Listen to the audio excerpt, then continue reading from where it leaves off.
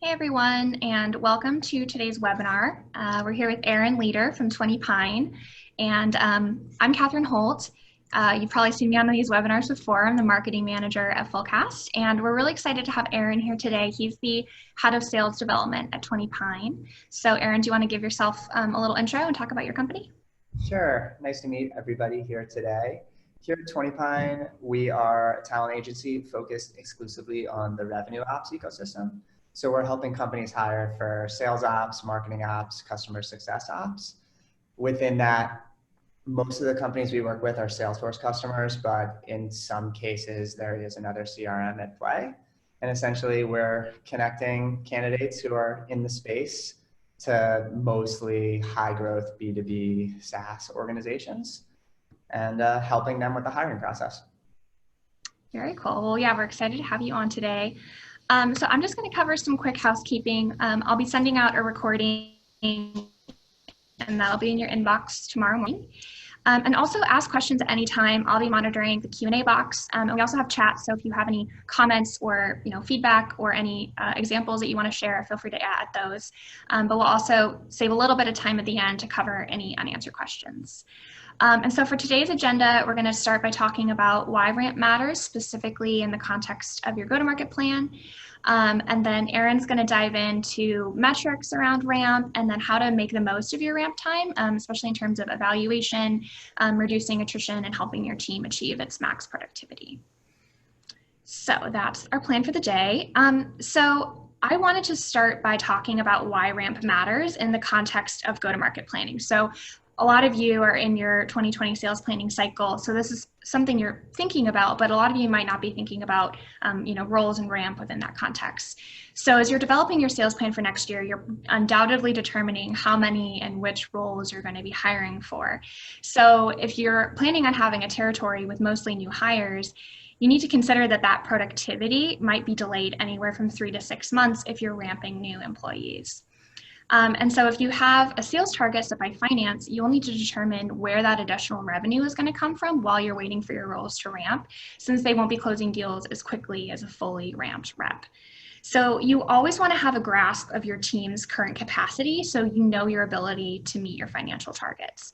So having tangible metrics around ramp time gives you insight into that capacity, and it helps you calculate coverages and your productivity and your quota attainment.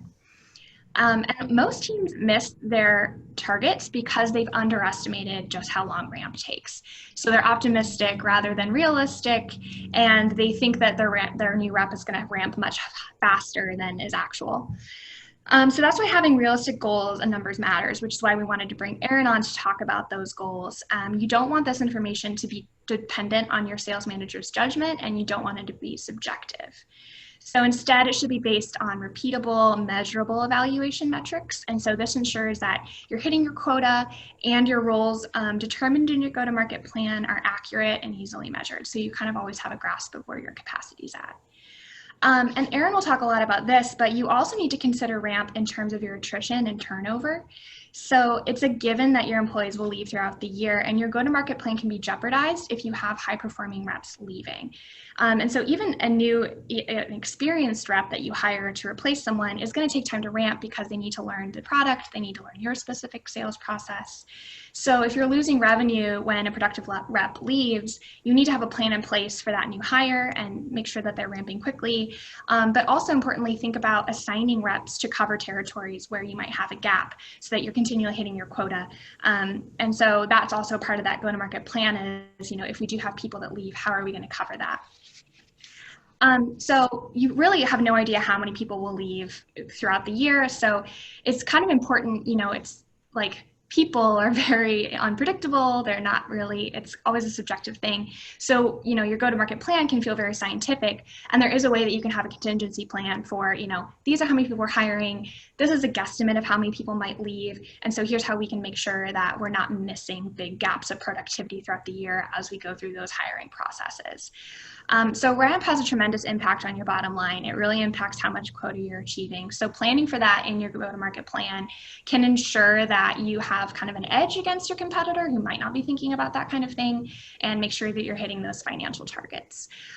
So that's why we have Aaron on. I'm going to let Aaron talk more about why ramp is really important, kind of less on the go-to-market side, but also just kind of like in terms of your team's productivity. And then the last thing I wanted to mention with Aaron is that we are going to be talking about Aaron's team of recruiters. So we're not going to be using like the same sales speak, since their, sales activities are more along the lines of, outbound calls, interviews, placements. And I actually think this will be a cool way to talk about it, because I think it could be applied to any industry, any sales process. And so it kind of allows you to think more creatively about how your sales process is working, rather than using all like the sales buzzwords that we're all comfortable with. So that's some context on Aaron's team, which you'll definitely hear more about. So Aaron, I'll pass it over to you to talk more about ramp and get into the metrics. Thanks, Catherine. Yeah, so for sure, I think first thing in any role when somebody new is coming on, you want to give them a clear definition of what succeeding in this role will look like. Easiest way to do that is to look at your best reps. What did they have to do to get there? Why are they successful? How are the metrics that we're putting in front of you going to impact your day-to-day in the role, and how it's going to contribute to your growth in the role? That one is super huge, and we'll go deeper into the metrics later. But something that often comes up is, how long did it take for that rep to get there? So there's a lot of stuff out there saying that adding 90 days to your sales cycle is a effective, ruler to try and measure this. In our world, sometimes a deal is 7 days, sometimes it's 2 weeks, sometimes it's 2 months, sometimes it's 4 months. So this becomes a little harder to track in terms of what do we add 90 days to. It's really tough to pinpoint that. So for our world, the ramp time, we'd like to say someone is fully ramped by 6 months. Sometimes it's sooner. Sometimes it's a little later.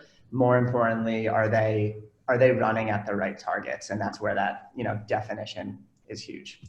So something to touch on in terms of the productivity of what you have existing on your team already. We are pretty bootstrapped here. There is no sales enablement, sales operations leader internally. That kind of falls on the desk of folks that are managing.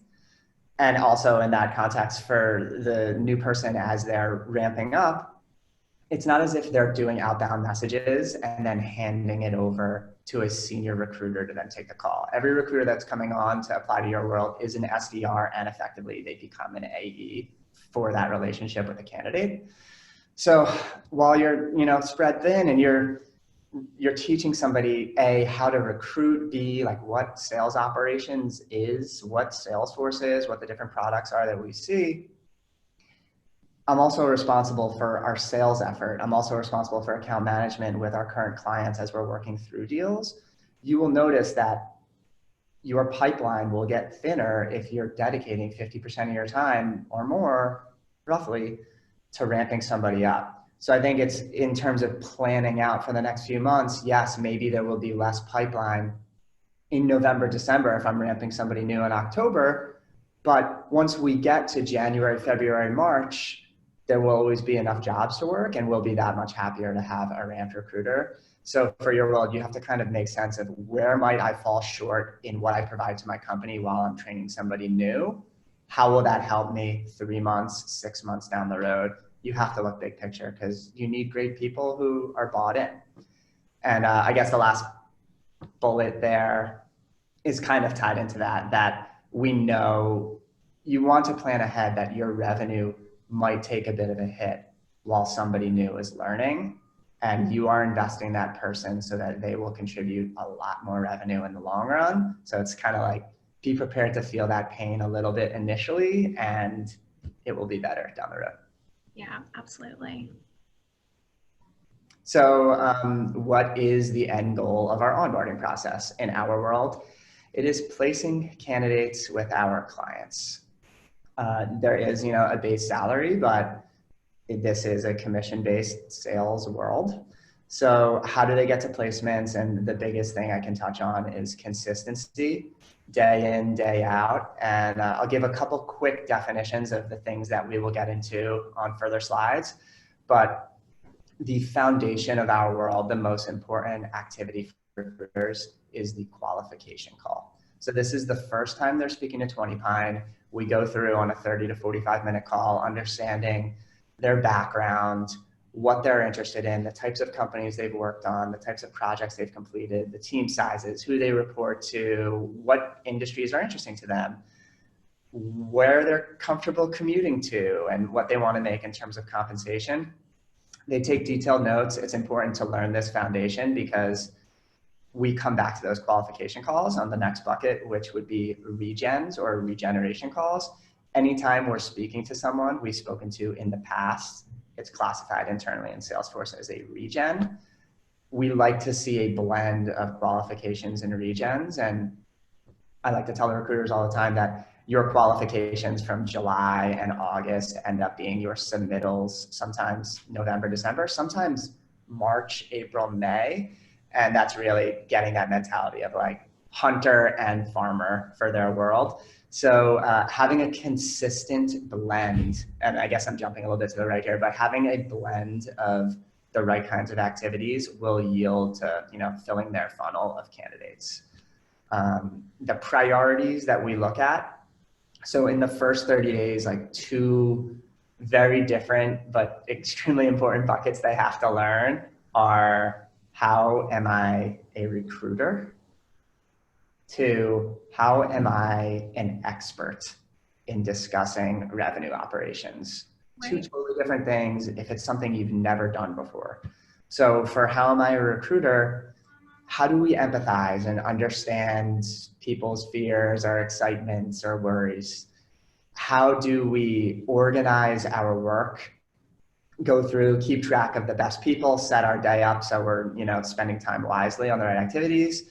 And then how do we hustle? Like those are the three things. Like, again, empathy, organization, hustle. And like that grind element is, we're startup-y in our own way. We don't have a product we're selling, but it is a combination of those elements that get you on the recruiting side. On the knowledge of the ecosystem, they're coming in totally cold. They do not know the difference between Sales Cloud, Service Cloud, Marketing Cloud, whatever other cloud. They do not know what the third-party apps or tools are. They don't know the difference between a Salesforce administrator, business analyst, somebody going up into the sales ops world, or somebody going on, the architecture route. So it's combining, making sure that they get the knowledge base. Where they're going to learn the most is eventually speaking with candidates. But how do we get there is a combination of those first 30 days classroom learning style, where we're just sitting and focusing on one topic. What does a business analyst do? What does a sales ops director do? Then the other 50% of their time, shadowing the best recruiters in the room.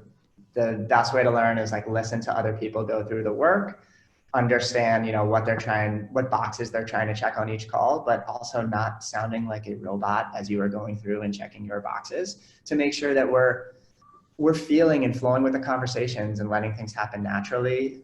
The best relationships we have with candidates and the best conversations too, are when we can look away from the screen and actually talk to people like they are human beings, because they are. And I guess once we get past the shadowing, that's when, as managers, you start to ride along, listen to their calls once they begin to book their own conversations, and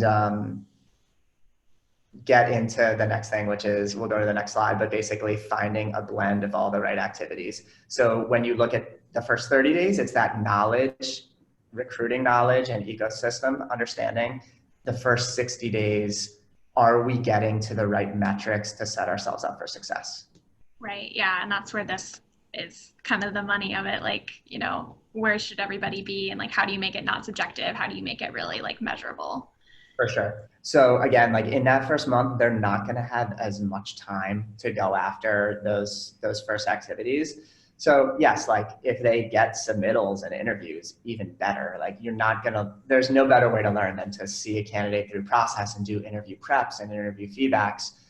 But we're really looking at month 2. So that's within the first 60 days that they're hitting 30 qualifications. So a little more than 7 a week, and ramping up in terms of the amount of regens. So sometimes those regens are booked conversations with people we've spoken to in the past, Sometimes for all you sales ops folks in San Francisco who we call cold, those are cold calls, and we're calling to check in to see how you're doing.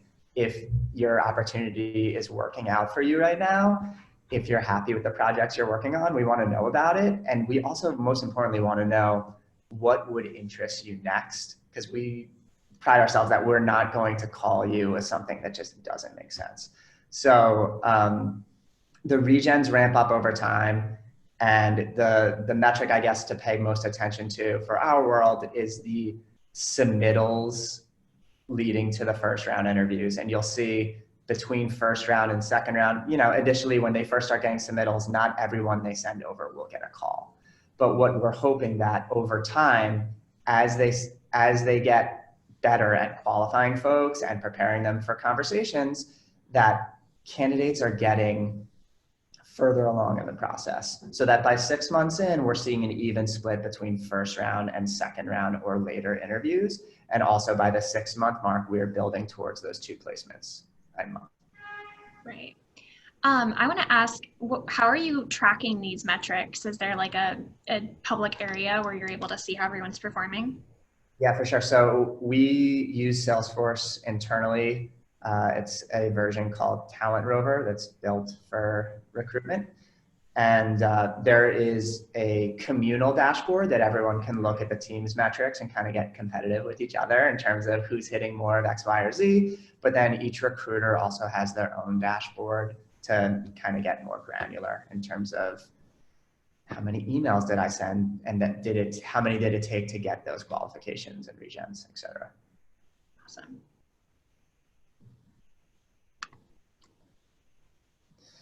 So yeah, I guess like the key thing to note there is in how we evaluate the amount of first round and second round start to even out, and also like looking at their funnel for how much it takes to get a deal across several different metrics. So what you see on the right here is quite literally the data of the top performing recruiter in the company. For that person, it takes 17 and a half submittals to get a deal. It takes them a little over 16 qualifications. It takes them 135 regens. Some of those are just calling and leaving a voicemail, so note that. And also 58 in-mails. So those in-mails ideally lead to the qualifications.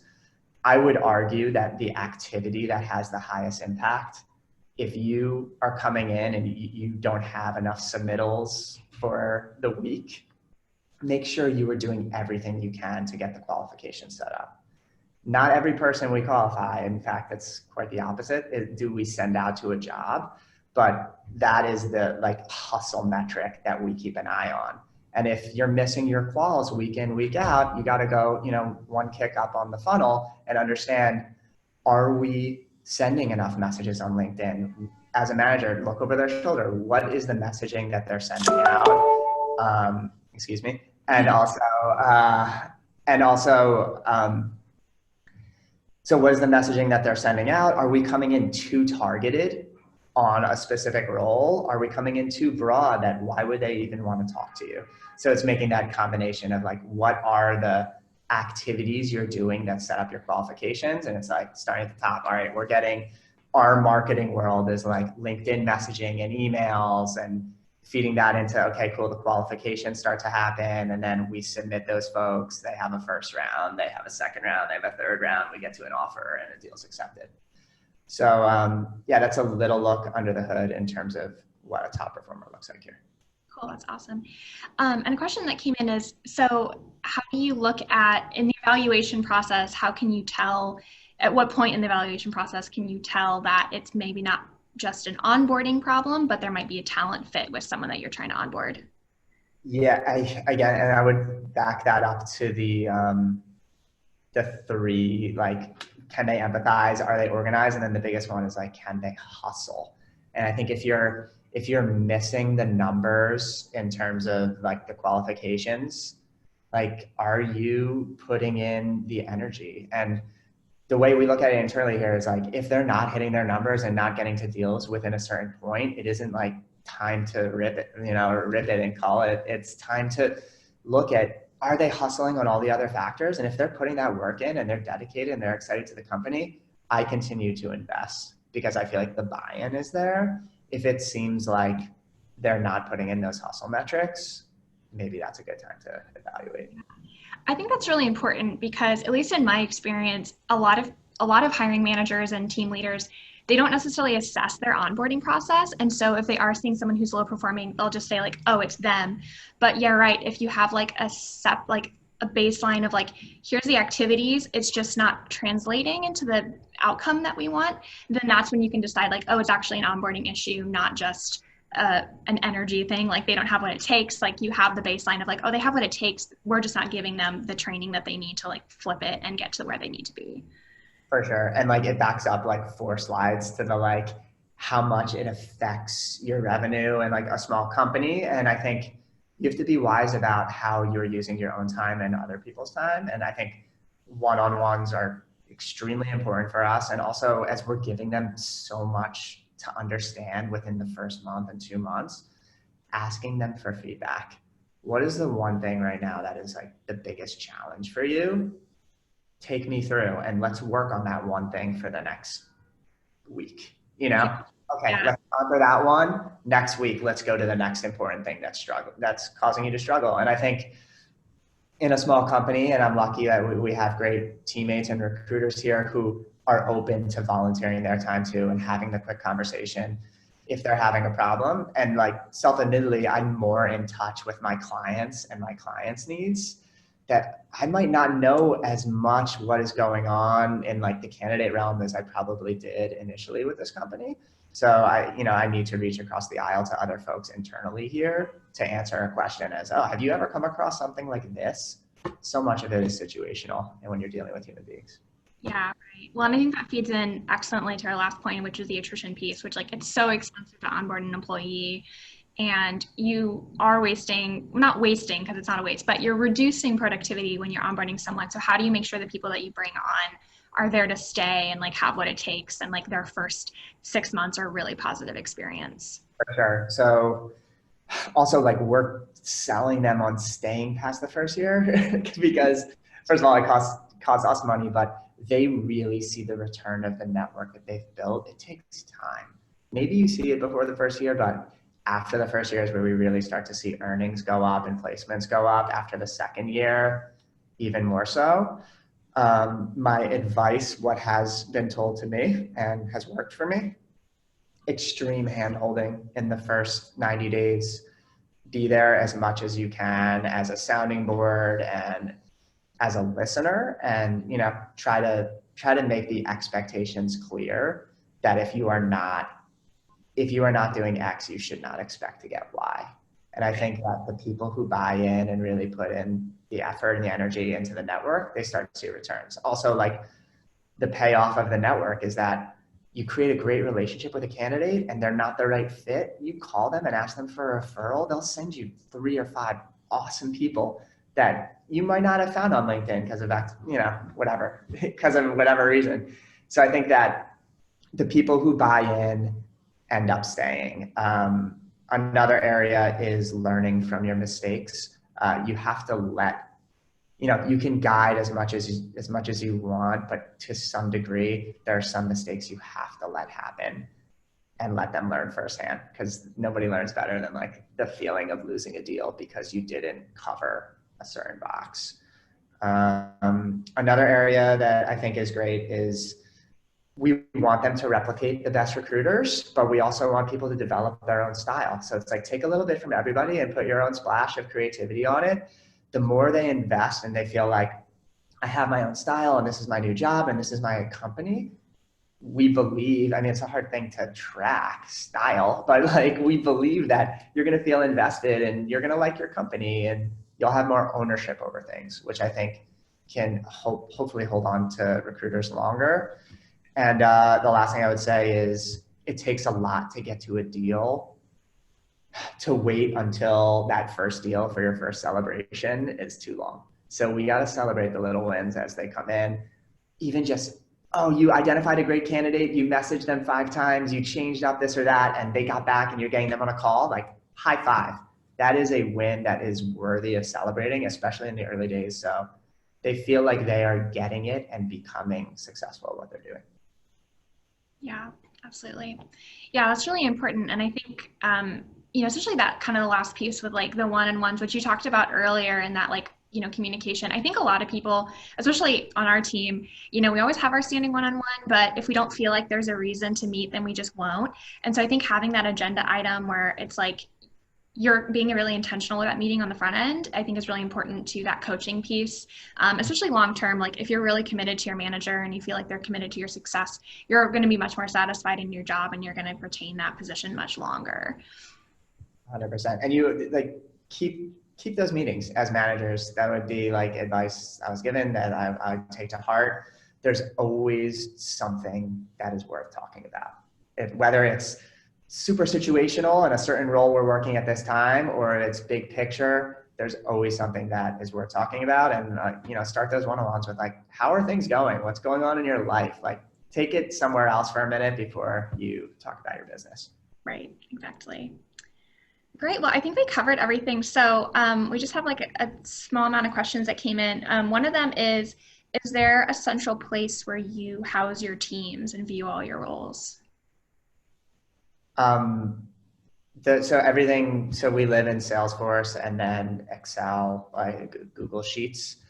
Most of the work is done, like the qualification calls, all that stuff is done within Salesforce. And then where we house our roles, the jobs live in Salesforce as well, but we use the Google Sheets as like another place where everyone has visibility and can track and see candidates go through like interview booked green, they finish an interview, we're waiting for next round yellow, they've been rejected red, offers purple. Yeah, cool.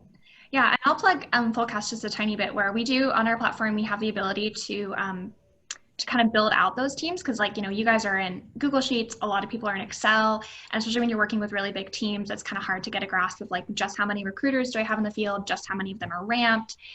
So within the Fullcast app, you can plan for roles, and then you can also set ramps. So you can set quota gradually, which is really great, so that from a financial standpoint, you can kind of see where all your coverages are. You can make sure that your team is really hyper organized. So that's a tool really unique to Fullcast. So, for the person that asked and for anyone else that's curious, if that's something you're struggling with, like just having visibility into where everyone's capacity is, we can help solve for that problem.